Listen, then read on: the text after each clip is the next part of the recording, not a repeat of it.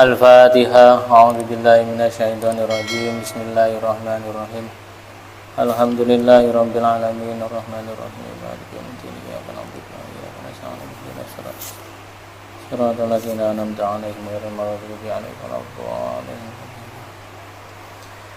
Bismillahirrahmanirrahim. Qala al-musannif rahimahullahu ta'ala wa nafa'ana bi ulumihi wa madana bi asrarihi wa 'ada 'alaina min barakatihi fid dharaini amin.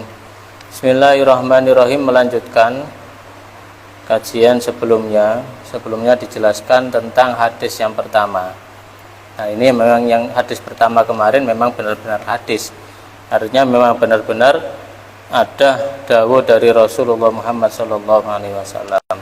Nah, yang kedua ini al-hadits tsani, ini adalah sebuah cerita yang diceritakan oleh Ka'bil Ahbar. Ka'bil Ahbar itu adalah termasuk tabi'in ya, bukan termasuk sahabat. Jadi belum pernah bertemu dengan Rasulullah, artinya belum pernah bertemu dengan Rasulullah dan beriman dengan Rasulullah.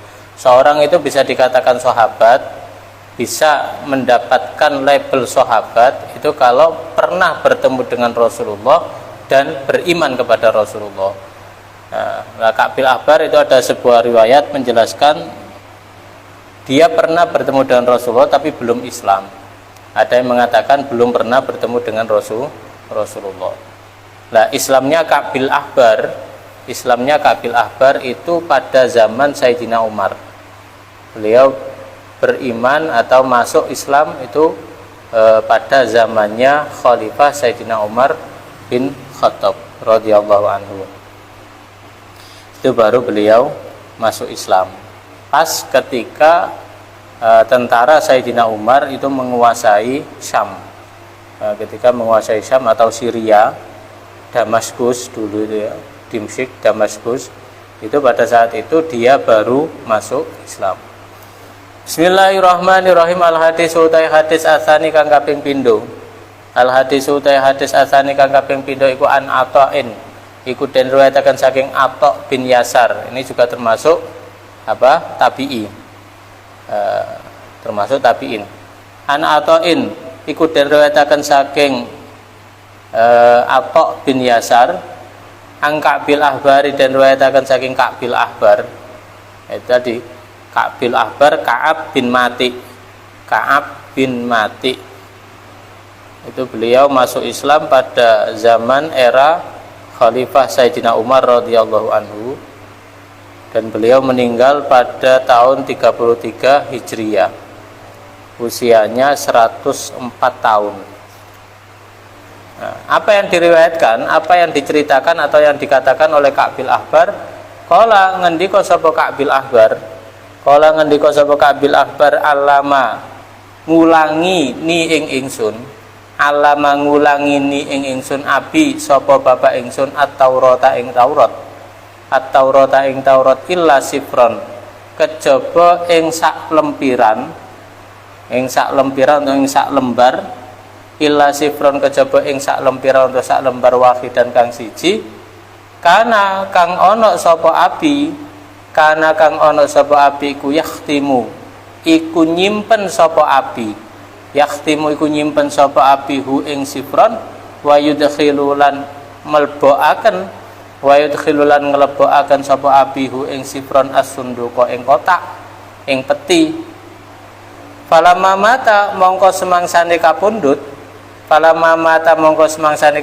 abi sapa bapak ingsun. Falamma mata mongko semangsane kapundhut abi sapa bapak ingsun, fatahtu mongko buka sapa ingsun hu ing as-sunduk.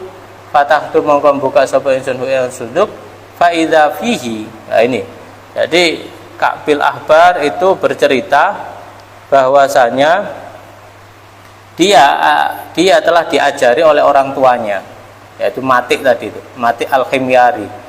Itu beliau adalah termasuk Mati Al-Himyari itu adalah termasuk orang yang alim dalam kitab Taurat. Beliau sangat menguasai kitab Taurat.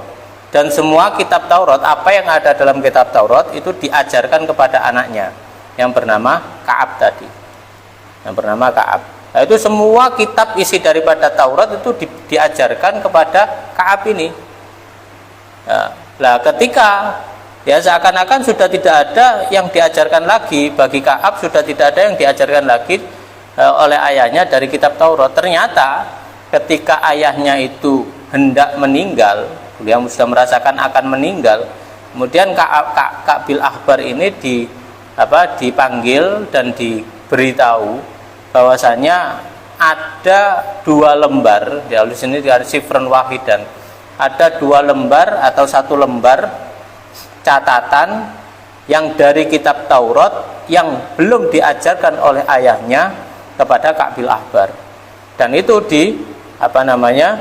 disembunyikan dalam sebuah kotak. Itu diberitahukan oleh ayahnya kepada Ka'bil Ahbar, nanti ketika saya meninggal itu kamu buka dan kamu lihat isinya, kata gitu.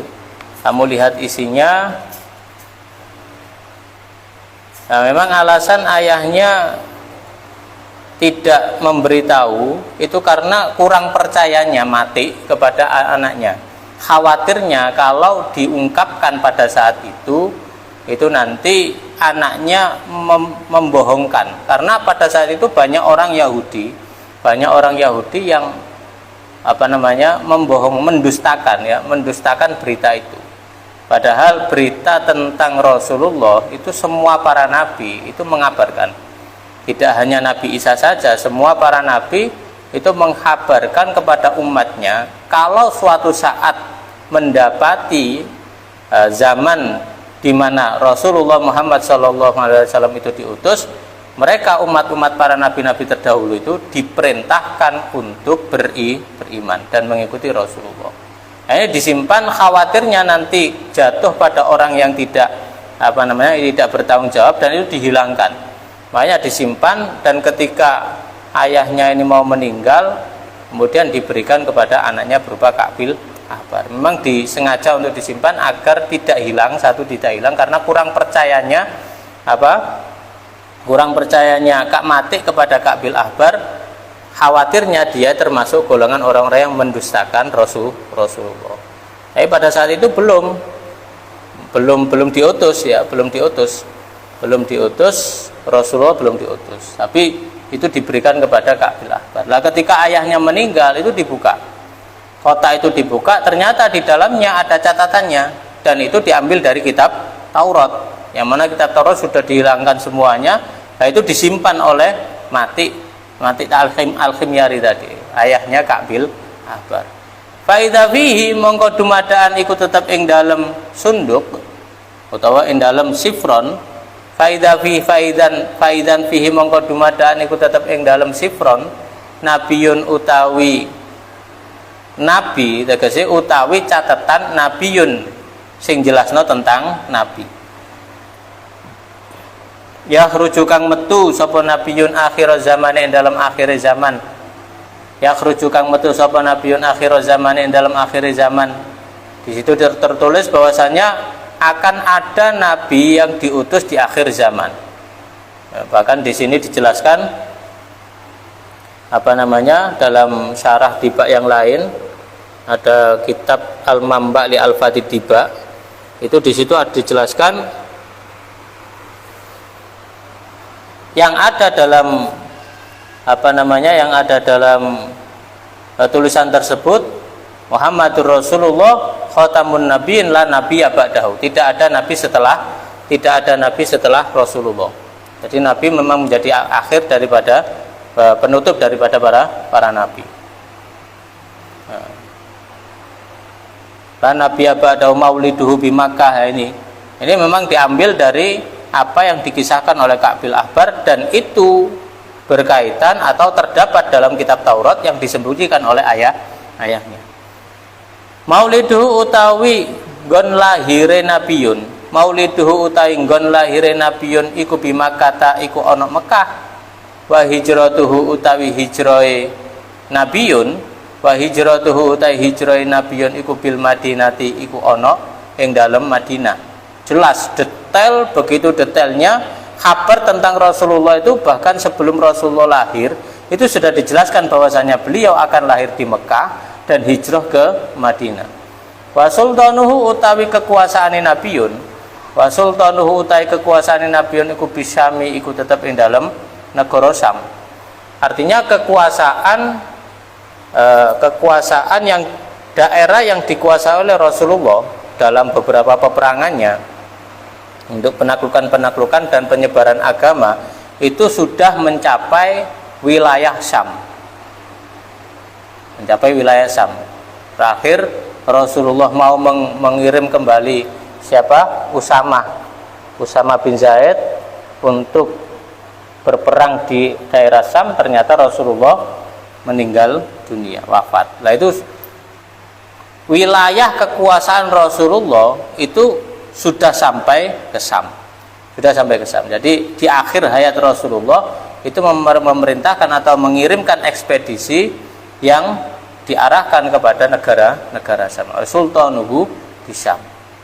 Yakusu kang gunting utawa kang nyukur sapa nabiyun, yakusu kang nyukur sapa nabiyun sya'rahu ing rambute, sya'rahu ing rambute utawa ing rakmone nabiyun. Yang mana Rasulullah itu memotong rambutnya, artinya merapikan rambutnya. Wakilah ada yang mengatakan rambut Rasulullah itu ada yang sebahu, ada terkadang Rasulullah itu rambutnya setelinga, terkadang Rasulullah itu pelontos. Ya, ini ketika gundul ketika beliau itu melakukan umroh atau haji, maka pada saat itu rambut Rasulullah dipotong pelontos, dicukur. Nah, ini juga mengisyaratkan bahwasanya yakusu sya'rahu ini adalah dalam rangka itu, bahwasanya di dalam syariatnya itu ada yang namanya berhaji, dan di dalam haji itu ada al-halku, memotong. Yakusu sya'rahu wa yataziru lan sarungan, sapa nabiyun, utawa nek manane gawe nyamping sapa nabiyun ala wasatihi ing atase tengah madarane, ala wasatihi ing atase tengah madarane nabiyun. Ini juga menjadi perumpamaan atau isyarah tentang ritual ibadah Rasulullah yang bernama haji, memakai baju ikhram. Jadi memakai nyamping, memakai sarung, izar yang dibuat nyamping, kemudian pakai baju ikhram itu ya. Nah, ini isyarah tentang bahwasanya termasuk di antara syariat Rasulullah di dalam kitab Taurat adalah ada halku, ada yattaziru, memakai kain ikhram. Dan memang Rasulullah dalam kitab Syama'il itu, Rasulullah itu selain beliau juga pakai jubah, terkadang ya pakai jubah, terkadang pakai izar, ini terkadang pakai izar, pakai sarung, terkadang pakai gamis. Ya, itu yang pakaian yang pernah dipakai Rasulullah. Terkadang Rasulullah memakai kemul, seperti itu. Itu kalau dilihat dalam kitab-kitab Syama'il, hadis-hadis yang berkaitan dengan sifat-sifat Rasulullah. Apalagi dalam kitab Syama'il Muhammadiyah, itu bisa dilihat sendiri. Itu beliau juga begitu. Yang belum ada riwayatnya, itu adalah memakai celana. Tidak ada. Rasulullah itu memakai sarung. Ini bukan berarti orang nggak boleh pakai celana, nggak gitu ya. Apa yang tidak dilakukan oleh Rasulullah itu tidak kemudian menjadi hukum haram. Ini ajaran yang diajarkan oleh guru-guru kita sebagai yang berlandasan Ahlus Sunnah wal Jamaah, itu punya gagasan atau punya prinsip bahwasanya apa yang ditinggalkan oleh Rasulullah itu tidak kemudian langsung berhukum haram. Meskipun tidak ada riwayat mengatakan Rasulullah memakai celana, seandainya katakanlah seperti itu, maka kita nggak boleh kemudian mengharamkan atau membid'ahkan orang yang memakai celana. Enggak.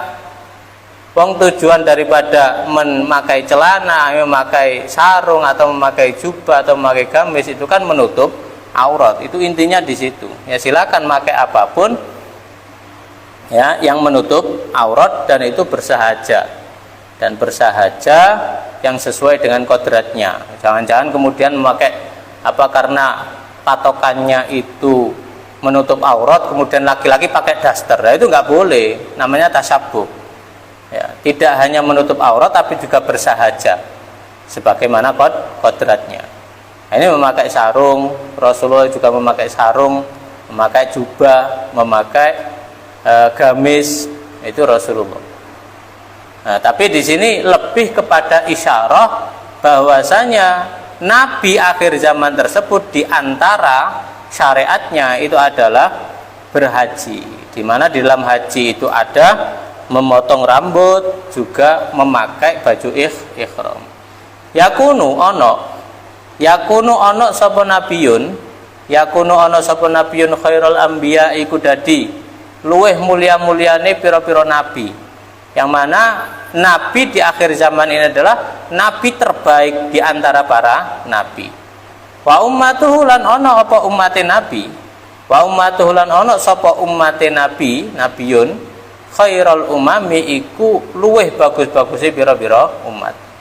Karena nabinya itu adalah nabi paling utama, nabi paling baik-baiknya nabi, maka umatnya juga menjadi umat yang paling baik, yang paling khair, yang pilihan. Yukabbiruna, ciri-ciri daripada umat Rasulullah ini, umat Nabi akhir zaman ini, yukabbiruna Allah, yukabbiruna kang podo moco takbir sapa ummatun, yukabbiruna kang podo moco takbir sapa ummatuhu Allah ing Allah Ta'ala halimah lur sapa Allah ala kulli syarafin ing atase saben-saben panggonan dhuwur, ala kulli syarafin ing atase saben-saben panggonan dhuwur. Di antara ciri-ciri umatnya Nabi akhir zaman ini itu dikatakan dalam kitab Taurat sebagaimana yang diriwayatkan oleh Ka'bil Akhbar, itu adalah mereka itu punya ciri khas, yakni apa? Yakni bertakbir di tempat-tempat tinggi.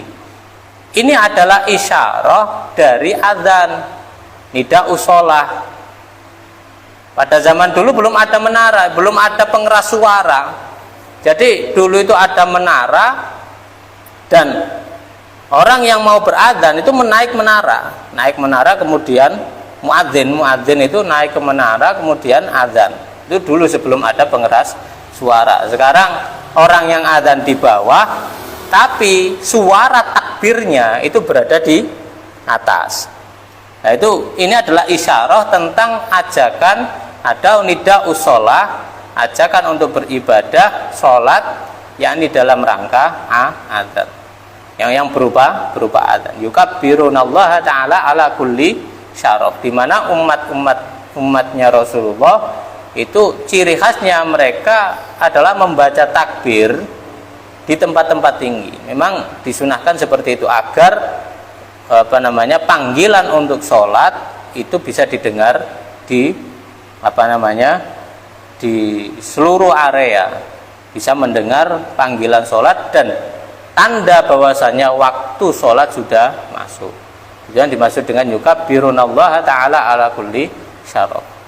Dilanjutkan lagi, ya sufuna kang podo baris sapa ummatuhu, ya sufuna kang podo baris sapa ummatuhu fi sholati ing dalam sholat, kasufu fihim hale kaya pira-pira barisane umatihim, kasufu fihim hale kaya pira-pira barisane umatihim fil qitali dalam perang, di mana barisan sholatnya itu sama seperti barisan berperang, sama.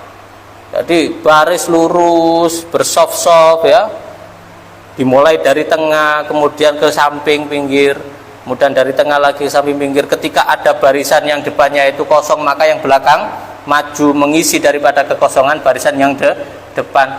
Itu persis sekali dengan barisan berperang. Zaman dulu ya, zaman dulu perangnya kan pakai pedang. Kalau sekarang ya barisannya, strateginya atau formasinya beda karena sekarang penggunaan senjatanya tidak seperti zaman dahulu. Ini kan dulu itu ketika berperang dengan sholat itu barisannya sama. Bahkan ada sholat lisiddatil khauf, sholat dalam berperang, di mana gantian itu ada 3. Nah, kalau dijelaskan ya ada 3 model siddatul khauf itu. Nah, sampai yang paling parah itu adalah sholat dengan berbagai keadaan. Karena sudah dalam peperangan berkecamuk, ya sambil berperang itu sambil melakukan sholat. Itu sholat siddatil khauf. Nah, ini sholatnya, barisan sholatnya umatnya Nabi yang akhir zaman ini, itu barisannya sama seperti barisan mereka di dalam perang. Qulubuhum, termasuk cirinya lagi, qulubuhum utai piro-piro atine ummatuhu, qulubuhum utai piro-piro atine ummatuhu, iku masakhifuhum, iku koyok piro-piro mushafe ummatuhum. Masakhifuhum iku piro-piro, iku koyok piro-piro mushafe ummatuhum. Artinya apa? Artinya ini kelebihan dan keistimewaan dari umat Rasulullah, umat Kanjeng Nabi Muhammad SAW, adalah di mana umat tersebut diberikan kemudahan untuk menghafalkan kitabnya, dan ini tidak diberikan kepada umat-umat terdahulu. Umatnya Nabi Musa itu yang tidak bisa menghafalkan, bahkan sampai hilang beberapa abad Taurat itu kemudian muncul yang namanya Uzair, Nabi Uzair, yang kemudian Nabi Uzair itu kan dimatikan oleh Allah Subhanahu wa taala. Beliau adalah termasuk orang yang menghafal Al-Qur'an, hafal Taurat. Kemudian dimatikan oleh Allah Subhanahu wa taala selama 100 tahun. Kemudian dibangunkan lagi. Lah ketika dibangunkan, itu orang-orang zaman itu sudah lupa, sudah tidak kenal dengan yang namanya kitab Taurat. Apa isi kitab Taurat itu sudah tidak tahu. Nah, kemudian bangun yang namanya Nabi Uzair yang hafal kitab Taurat dan diajarkan kepada orang zaman saat itu. Makanya orang-orang pada saat itu mengatakan Nabi Uzair itu adalah anak Tuhan. Kenapa? Karena tidak mungkin pada waktu itu ada orang yang hafal Taurat awal akhir, itu tidak ada. Makanya dianggap hebat dan dianggap Nabi Uzair itu adalah anak Allah. Jadi sebelum Nabi Isa itu ya sudah ada ya Nabi yang dianggap sebagai anak Tuhan. Tidak hanya Nabi Isa, itu dianggap sebagai anak Tuhan. Nah, itu umat-umat terdahulu untuk menghafalkan kitabnya itu tidak bisa. Bahkan orang sekarang, zaman sekarang pun sama-sama zamannya ya, sama-sama zamannya. Nah, untuk orang yang hafal Injil saja, satu surat saja itu tidak ada. Tidak ada orang yang hafal, orang Kristiani loh ya, orang Kristiani untuk menghafal Injil itu tidak ada yang hafal. Apalagi satu, karena kalau hafal ya mungkin satu ayat, dua ayat, tapi tidak ada yang bisa hafal awal sampai akhir.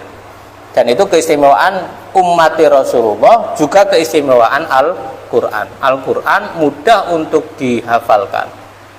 Bahkan bukan bahasanya, seperti orang-orang Indonesia ini kan bukan bahasanya, bahasa Arab, menggunakan bahasa Arab, itu pun mudah untuk dihafalkan. Nah, ini yang dimaksud dengan qulubuhum masakhif.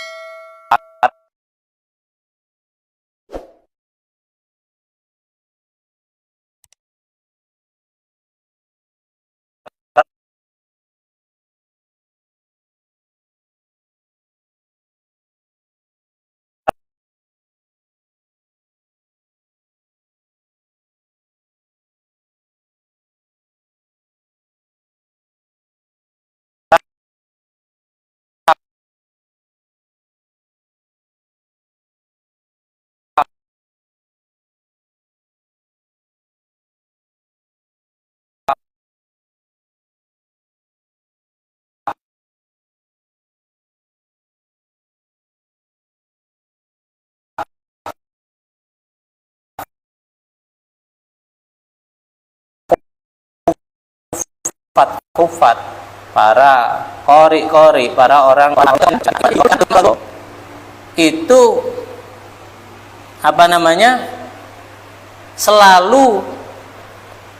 selalu memuji kepada Allah Subhanahu wa taala. Selalu memuji kepada Allah Subhanahu wa taala dalam keadaan apapun. Itu memang anjuran.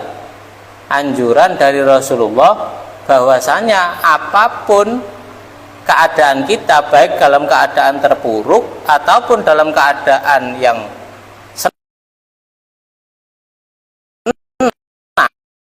senang, susah ataupun senang, kita dianjurkan oleh Rasulullah Muhammad membaca hamdalah keadaan susah. Maka yang diucapkan adalah alhamdulillahi ala kulli halin. Ketika dalam keadaan susah, mendapatkan musibah, mendapatkan kemelaratan, ya, mendapatkan ujian, cobaan dari Allah Subhanahu wa taala, maka kita dianjurkan untuk memuji dengan ucapan alhamdulillahi ala kulli halin.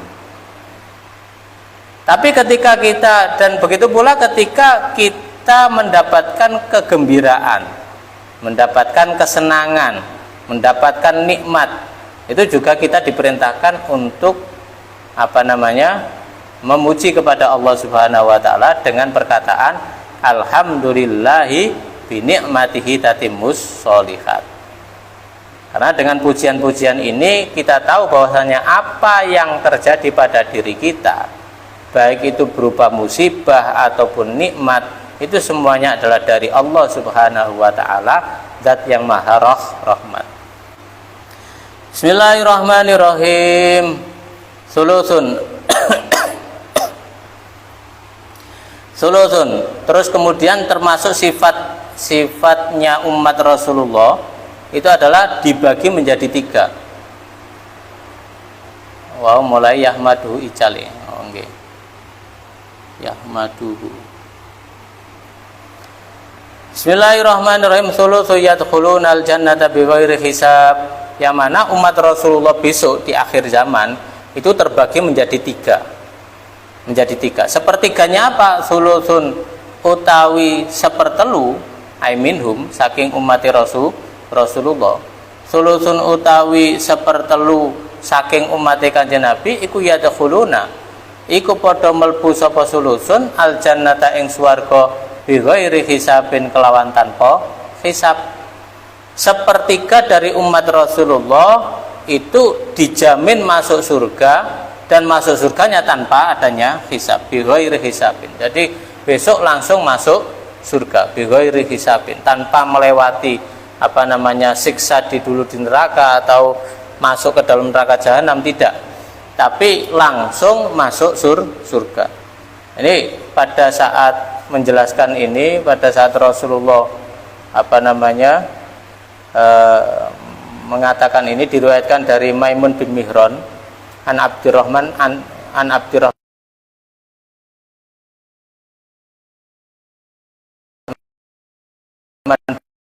bin Abi Bakar, diriwayatkan dari Abdurrahman bin Abu Bakar dari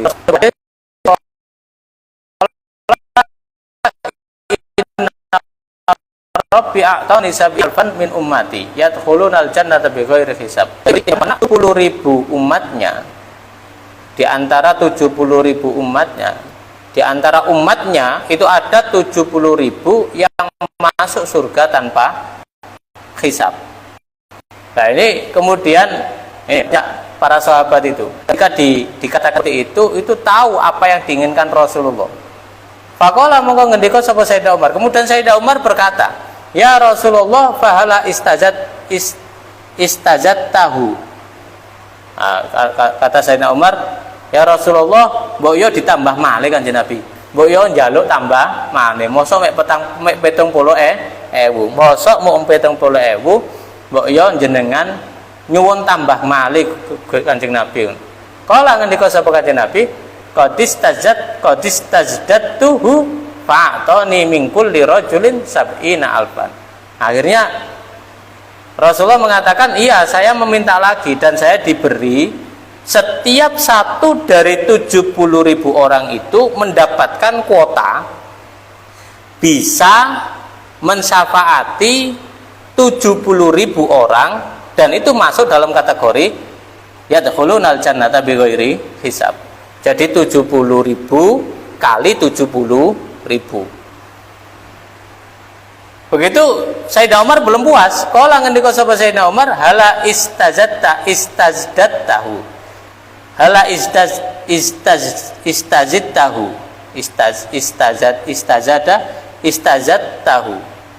Hanya Nabi mbok yo nambahi malih istazada istazadat iki istazattahu fahala istazattahu mbok yo nambah malih Kanjeng Nabi mosok kok mek 70.000 ping 70.000 terus Kanjeng Nabi dawuh maneh qad istazattuhu fa'atani hakadha saya meminta lagi kepada Allah Subhanahu wa taala kuota yadkhulunal jannata bighairi hisab tiap 70.000 tiap satu orang dari 70.000 kali 70.000 tadi itu mendapatkan kuota lagi sebanyak 70.000 berarti 70.000 kali 70.000 kali 70.000 itu adalah kuota umat Rasulullah Muhammad sallallahu alaihi wasallam yang akan masuk dalam surga bi ghairi hisabin. Kadang-kadang riwayat ini belum kita ketahui kayak ya mek 70.000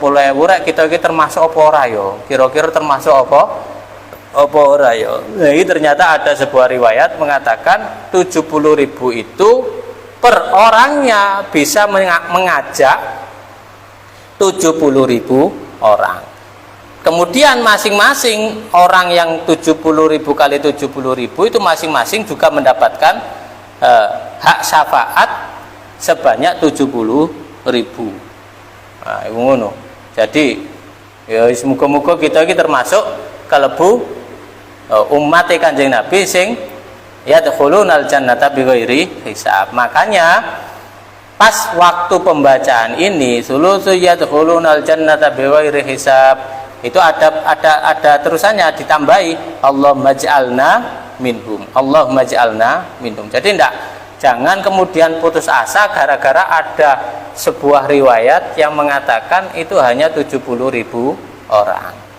Oh ternyata kalau melihat riwayat daripada ini dan ini berada di kitab diriwayatkan dari yang meriwayatkan adalah Imam Bukhari ya. Yang meriwayatkan dari Imam Bukhari ada hadis ke-3010. Itu kalau dalam catatan kaki di sini itu dikatakan diriwayatkan oleh Imam Bukhari. Oh bukan, akhrajahu Ahmad diriwayatkan oleh Imam Ahmad. Diriwayatkan oleh Imam Ahmad. Itu apa namanya 70.000 kali 70.000 kali 70.000. Allahumma ij'alna minhum. Muga-muga kula sampean kabeh melbu termasuk golongane yadkhulunal jannata bighairi hisab. Gak usah pesimis, kudu mantep nggih, kudu mantep. Tapi syaratnya niku di sini dijelaskan hum alladzina la yatatayyaruna, ndak pernah tatayyur, wala yastarquna. Enggak pernah. Ini ada keterangan-keterangannya wa ala rabbihim yatawakkalun. Mereka adalah orang-orang yang bertawakal kepada Allah Subhanahu wa taala. Kita berusaha untuk menjadi orang-orang tersebut sehingga kita secara zahir kita ikhtiar untuk menjadi orang-orang yang masuk dalam kategori yadkhulunal jannata bighairi hisab. Secara batin kita terus berdoa kepada Allah Subhanahu wa taala. Jadi yo untung-untunge wong sing melu dibaan terus kemudian baca sulusu yadkhulunal jannata bighairi hisab terus dheweke ndonga Allahumma ij'alna minhum. Wa sulusun utawi sepertiga yang kedua yaktuna iku padha teka sapa sulusun bidunubihim kelawan pira-pira dosane sulusun wa khotoyahum lan pira-pira keluputane sulusun fayufaru mongko den sepura sapa lahum sulusun.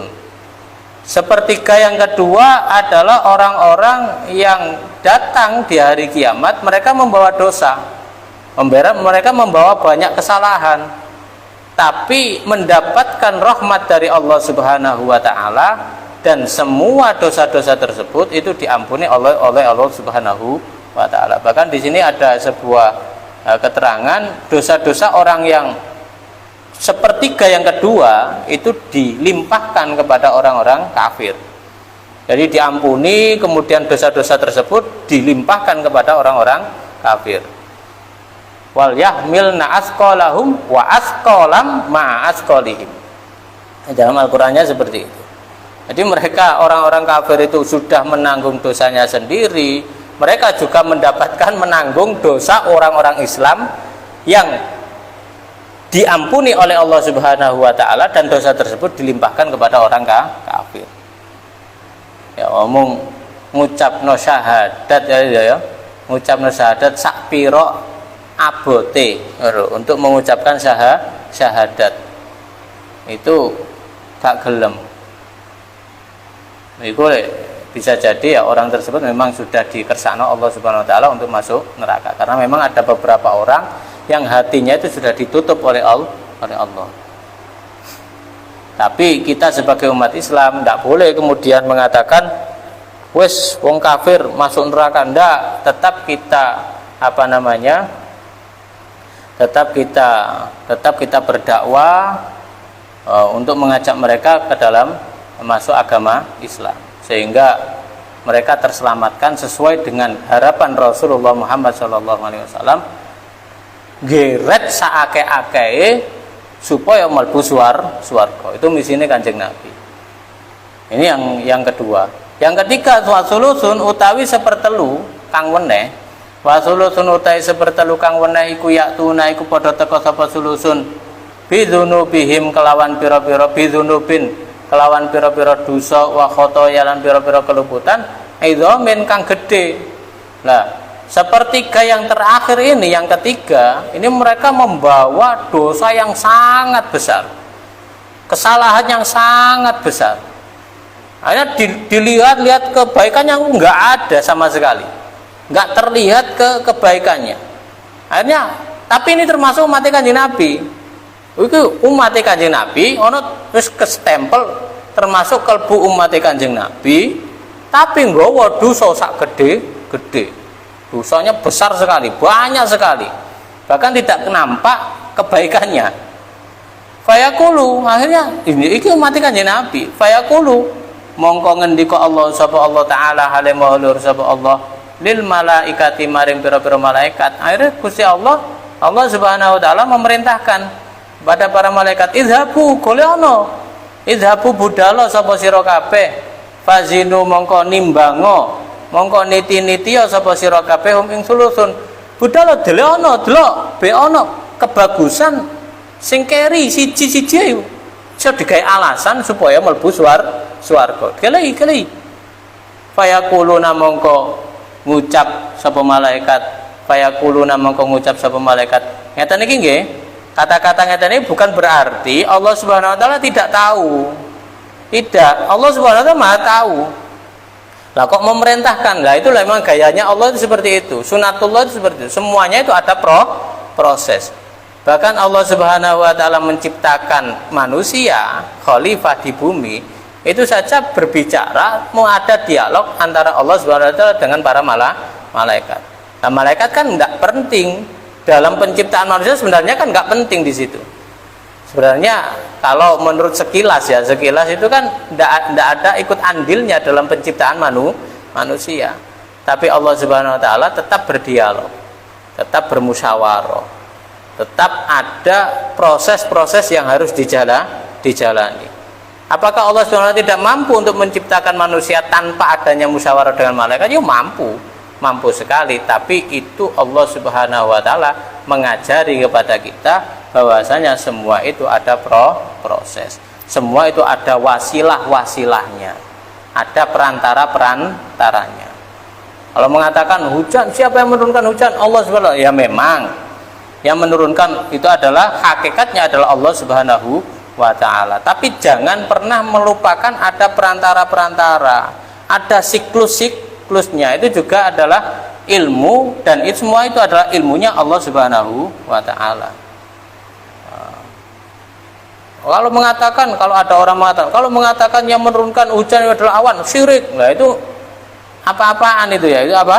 Logika apa-apaan. Kalau kita Ahlussunnah wal Jamaah itu memang secara hakikat semuanya adalah Allah Subhanahu wa taala. Tapi ingat, Allah sendiri juga membuat sunatullah, ada proses-prosesnya. Bahkan penciptaan Rasulullah proses melalui panjang sehingga terutuslah yang namanya Rasulullah. Dimulai dari Nabi Adam terus tujuannya adalah untuk penciptaan Rasulullah, pewujudan Rasulullah sebagai Nabi akhir zaman. Itu proses semuanya. Dan kita tidak meninggalkan yang namanya proses. Itu seperti itu. Jadi jangan kemudian jujuk langsung nang raja terakhir. Ya ndak, ya tetap semuanya itu raja terakhir yakni Allah Subhanahu wa taala. Tapi kita harus juga memandang wasailnya, harus memandang perantaranya. Itu akidah kita ya Ahlussunnah wal Jamaah. Bismillahirrahmanirrahim. Kemudian Allah memerintahkan malaikat. Apa Allah tidak tahu? Ya tahu, tapi itu adalah sebuah proses. Fayaquluna atau sunatullah. Fayaquluna mongko padha ngucap sapa malaikat. Fayaquluna mongko padha ngucap sapa malaikat, ya Rabbana, duh pangeran kita. Ya Rabbana, duh pangeran kita, wajadna nemu sapa kita hum ing sulusun. Wajadna nemu sapa kita hum ing sulusun asrafu ing padha nglewati wates sapa sulusun. Asrafu ing padha nglewati wates sapa asrafun ala anfusihim ing ngatasi pira-pira awak dhewe ne sulusun. Gusti kula tingali kok tiang-tiang niku lho, tiang sing zalim nang awake piyambak. Nglakoni kemaksiatan wis lali sembarang dingai kok asrafu ala anfusihim, menzalimi dirinya sendiri dengan melakukan hal-hal yang melewati batasannya Allah Subhanahu wa taala. Wa wajadna lan nemu sapa kita a'malahum ing pira-pira amale sulusun. Wa wajadna nemu sapa kita a'malahum ing pira-pira amale sulusun minadzunubi khalisaking pira-pira dosa, nemu-nemu ka amsalil jibali ing madani ing koyok madani pira-pira gunung. Ing madani pira-pira gunung. Gusti amale niku lho, amal kelakuan dosane niku pun kaya gunung-gunung gede-gede Gusti. Niki pripun niki? Tapi ghairu annahum, ya terusane ucapane malaikat matur, ghairu annahum angin sak temene sulusun. Ghairu annahum angin sak temene sulusun iku ya syahaduna, iku padha nyekseni sapa sulusun. Ya syahaduna iku padha nyekseni sapa sulusun an ing sak temene kelakuan la ilaha iku ora ana pangeran kang hak den sembah iku maujud illallah kejaba Allah, wa anna Muhammadan lan sak temene Kanjeng Nabi Muhammad Rasulullah iku utusane Allah sallallahu alaihi wasallam. Tapi Gusti ngapunten, senaosa amale niku kuwata gede-gede pun mereka niku orang-orang yang zalim kepada dirinya sendiri dengan melakukan maksiat, tapi dalam hatinya Gusti niku wonten asyhadu alla ilaha illallah wa asyhadu anna Muhammadar Rasulullah. Tegese ana secercah iman di dalam hatinya. Iku ngono. Terus jawabnya Gusti Allah piye? Lah iki mestine pun pasal berikutnya ya Allahumma sholli wa sallim wa barik alaih fayaqul haqqu wa izzati wa jalali. Itu sebenarnya adalah jawaban Allah Subhanahu wa taala menanggapi statement daripada malaikat ini. Sebenarnya kalau dalam tiba-tiba dalam kitab Maulid ini kan sudah berhenti. Baru kemudian Allahumma sholli wa sallim wa barik alaih. Baru fayaqulul haqqu wa izzati wa jalali. Itu sebenarnya adalah jawaban fayaqulul haqqu wa izzati wa jalali. Itu adalah jawaban dari statement para malaikat fayaquluna ya rabbana. Jadi dimaknani gini, dimaknani. Jadi ada satu percakapan dialog yang ditaruh oleh Syekh Abdurrahman Ad-Dibai pada pasal berikutnya. Sebenarnya itu bersambung dengan pasal ini, pasal Al-Haditsus Tsani. Nah, setelah dilapori para malaikat seperti itu, Mereka adalah orang-orang yang melakukan dosa-dosa besar. Mereka adalah orang-orang yang berdolim, yang dengan melakukan maksiat duraka nang Gusti Allah. Tapi mereka itu pernah bersyahadat kepada Allah Subhanahu wa ta'ala. Pernah mengatakan asyhadu alla ilaha illallah wa asyhadu anna muhammadar rasulullah. Apa jawaban Allah Subhanahu wa ta'ala? Fayaqulu, mongko ngendika al-haqqu sapa Allah zat kang hak. Fayaqulu, mongko ngendika al-haqqu sapa Allah zat kang hak, wa izzati, demi kemuliaan ingsun, wa izzati, demi kamulyanane ingsun, wa jalali, lan demi keagungan ingsun, la ja'altu, ora ndadekaken sapa ingsun, la ja'altu, ora ndadekaken sapa ingsun, man ing wong, akhlasa kang murnekaken sapa man, akhlasa kang murnekaken sapa man, li krana ingsun, murniakan bisyahadati kelawan syahadat, orang ndadekaken kaman ing kaya wong, kaman ing kaya wong kadzaba kang gorohaken sapa man, kadzaba kang gorohaken sapa man bi kelawan ingsun, demi keagunganku dawuh Allah Subhanahu wa taala, demi kemuliaanku, demi keagunganku, aku ora bakal memperlakukan orang yang ikhlas dalam hatinya untuk bersyahadat, bersaksi bahwasanya aku adalah Tuhan, tidak akan aku perlakukan sama seperti orang-orang yang mendustakan aku. Artinya orang-orang yang melakukan dosa-dosa seperti ini, yang besar, banyak sekali dosanya, itu tetap diperlakukan istimewa oleh Allah Subhanahu wa ta'ala sebab ucapan la ilaha illallah Muhammadur Rasulullah. Apa perintah Allah Subhanahu wa ta'ala kepada para malaikat? Adkhilu, ngleboaken sapa sira kabeh, adkhilu, ngleboaken sapa sira kabeh, hum ing sulusun sing akhir, hum ing sulusun al jannata ing swarga, bi rahmati, kelawan rahmat ingsun. Mungkin sing pertama, sulusun sing pertama iku masuk surga sebab amale, sebab oleh ridhani Allah Subhanahu wa ta'ala. Sing nomor loro ku sebab oleh pengapurane Allah Subhanahu wa ta'ala. Sing nomor telu mlebu swarga sebab rahmate Allah Subhanahu wa ta'ala. Ngeten iki lho.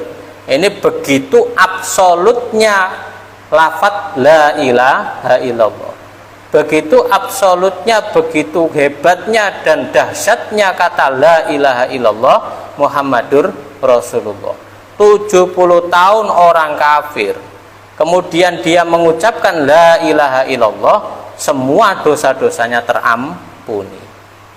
Lagi aneh, ono wong sekelompok orang aliran yang mengatakan dengan kalimat yang sama, sing asali Islam masuk kafir. Ini kan aneh.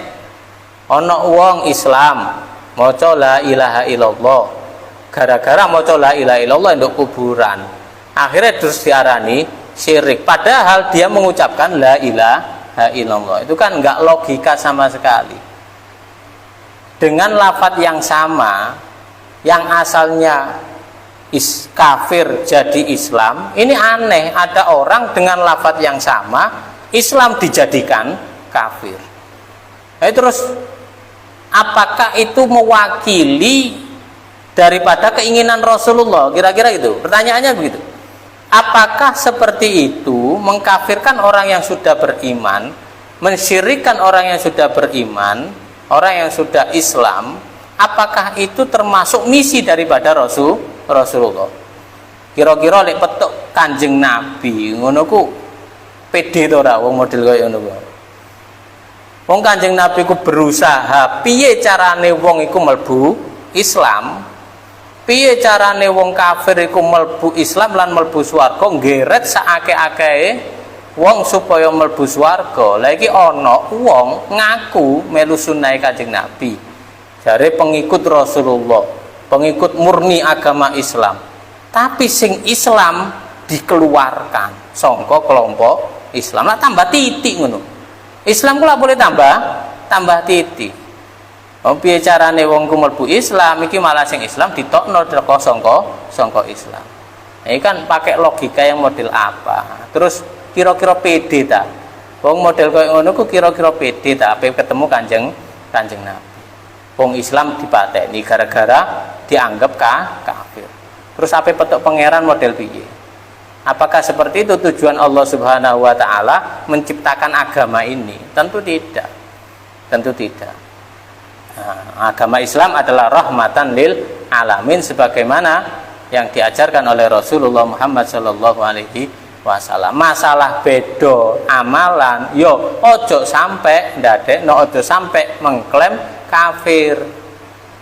Nek pancen bener-bener orang mendasar lho ya, ojo orang mendasar koyo akidah contoh saumpamane oh saiki kiblate nang New York. Lah iku baru kafir ning ngono. Secara usul, secara pokok pondasi itu kalau tidak sesuai dengan Rasulullah maka itu yang menjadikan kafir. Tapi kalau masalah furu ya jangan sampai kemudian memberikan hukum kafir. Ngoten lho. Ini kan berbahaya. Boleh Islamku boleh titik. Mayoritas sing asale Ahlussunnah wal Jamaah upamane Asy'ariyah nggih. Wong sing melu madzhab Imam Asy'ari Maturidi. Itu kan semuanya mayoritas sedunia ini mengikuti akidah Asy'ariyah dan Maturidiyah. Kemudian itu ada kelompok kecil mengatakan kafir orang yang bermadhab Asy'ari. Itu kan terus boleh Islamku kabeh kafir kabeh, sing Islam mung dheweke. Lah kira-kira seneng gak kira-kira Kanjeng Nabi model kaya ngono? Terus dipaksakan untuk mengikuti. Ya ndak seperti itu. Enggak begitu cara mainnya. Wong kita saja Ahlussunnah wal Jamaah tidak mudah untuk mengkafirkan orang lain. Sak bedo-bedone wong di luar Ahlussunnah wal Jamaah kita tetap tidak boleh mengkafirkan orang lain. Itu seperti itu. Kok iso wong kafir-kafir iku ayo mlebu Islam. Ora pati yo ngurusi wong kafir, wong Islam sing wis Islam sing salat sing syahadat dikafirno. Iki kan aneh, terus dhek ngaku Islam.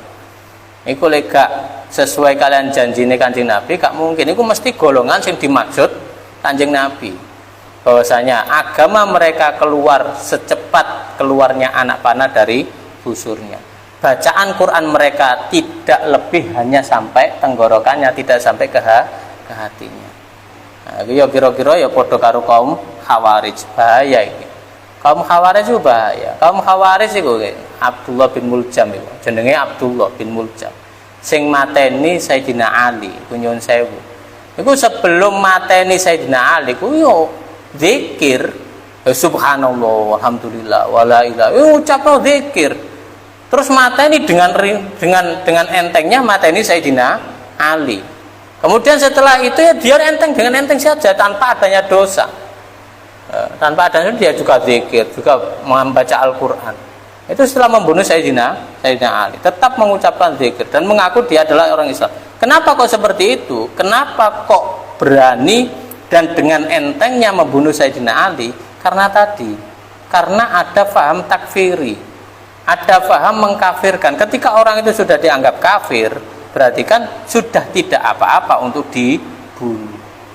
Nah, bahkan Rasulullah saja mengajarkan terkait dengan hubungan kita dengan orang kafir, tidak boleh membunuh orang kafir yang bukan harbi. Kita hanya boleh memerangi orang kafir kalau orang kafir itu memerangi diri kita. Bahkan dijamin oleh Rasulullah, sapa wonge sing merangi kafir zimmi mongko dheweke bakal berhadapan dengan aku Rasulullah Muhammad SAW besok di hari kiamat. Karena keamanan yang menjamin keamanan daripada kafir zimmi itu adalah Rasul.